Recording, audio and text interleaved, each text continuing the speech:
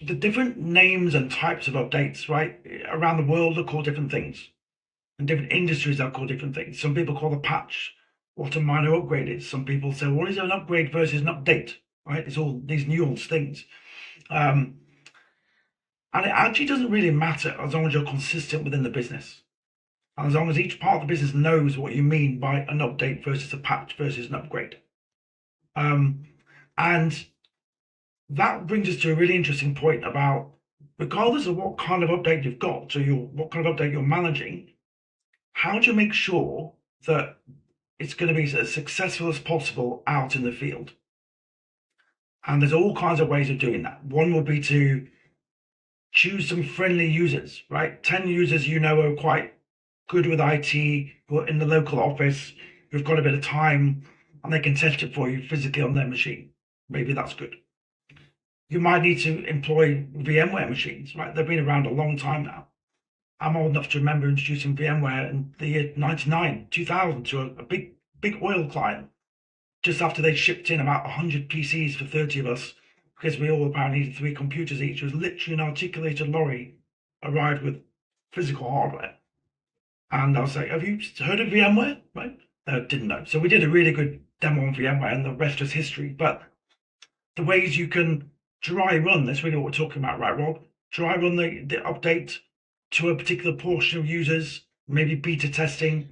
There may be, you can flip this around either way. It could be a nice range of different users from different offices and different languages to get a really good broad stroke. Or I've also seen people saying there's 3 or 4 users that are really important in the business. And if they don't get this update seamlessly, my life is going to be a nightmare. Hmm. Right. And so, and that might be because it's some senior director in an offshore office with a really quirky version of Windows that you've tried to get them off for 3, 4 years and they're just not going to do it because guess what? It's above your pay grade. Yeah. Or, right, it might be similar situation, different perspective. Some grey networked device or devices that doesn't always connect to the internet, which if it does, you've got to be super careful. There's no real impact. And we were talking earlier about scanners and medical devices. That's a classic example. They're called in the grey network, that they can connect, but they don't Yeah. always connect.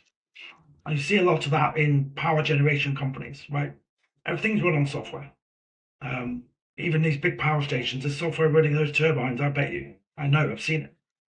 And so, yeah, having a model where you selectively roll out, you selectively test, you make sure like version numbering, right, Rob? There's a whole discussion, probably need to do another day about version numbering. But Yeah. the, You mean I can't just go from version 1 to the most current version 10 in one go, or can I? you may How make big are these updates though, right? If I was doing that, or if I'm a bad user and I've ignored the optional updates for 2, 3, 4 revs, do I have to go through all of the updates, or is there like a cumulative update so that I can get yeah, current in one go? And does that yeah, I mean, impact the size of the update then, yeah, right? Like, all of the above, right? So cumulative is the way forward. Cumulative is accepted best practice. We probably all remember the days of floppy disks or at least CDs, installing big software in the day with a whole pile of these things in the right order. And those days, thankfully, are gone. With the advent of the internet, the advent of broadband, of Wi-Fi, data size isn't as big a problem as it used to be. One of the jobs we used to have as installation authors was to get that installed as small as possible, try and get it all on one mhm, CD. Not a big deal anymore, but that doesn't distract from the importance of making it as efficient as possible, as you yeah, say. And you've definitely got to consider, like we were saying earlier, the audience, right? Cumulative updates. I don't want to have to go back through all these previous versions. I might not know what I've got as well. Um, and that yeah, brings us into the importance, right, of self-targeting. I release this out to the team, to the business.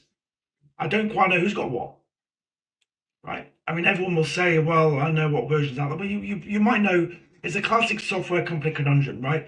You know who's bought your software. You've probably got a good CRM somewhere. You can look into Salesforce, any of the other back office systems are available, right? You can look at whatever you use. You'll know who bought it. But unless you've given due thought and put some technicalities in there, you wouldn't know who's using what and where, are you? It's what I mhm, see. And that's a big difference, and that's the impact.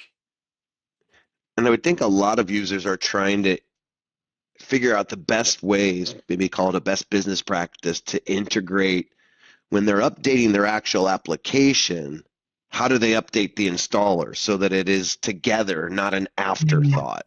And I think a lot mm, of that blends into the CI/CD process. And when you talk totally. about automation and physical machines versus virtual machines, moving to the cloud for that type of integrated process for, I now have created a new patch and update. I now have automatically created now my installer. Now Mm. I then can now I can go and deploy, or I can do that next step.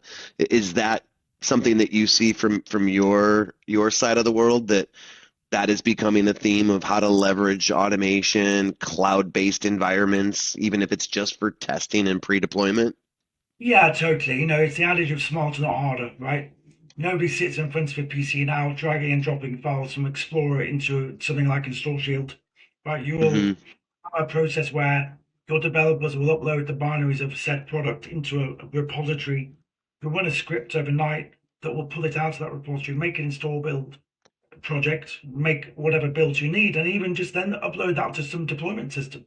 So you come in the morning and it's already been auto deployed to your chosen user group. So yeah, that whole world is changing. It's still changing. I think it's still in Hmm. the process of changing, right? I think it's almost like trying to change a wheel on a bicycle whilst it's on the road. It's a lot of changes going on. It's certainly not the end of that story, And you definitely. do have to stop at some point in that analogy, right, to change that tire. So I think Yeah, some organizations maybe are concerned about stopping something to fix it.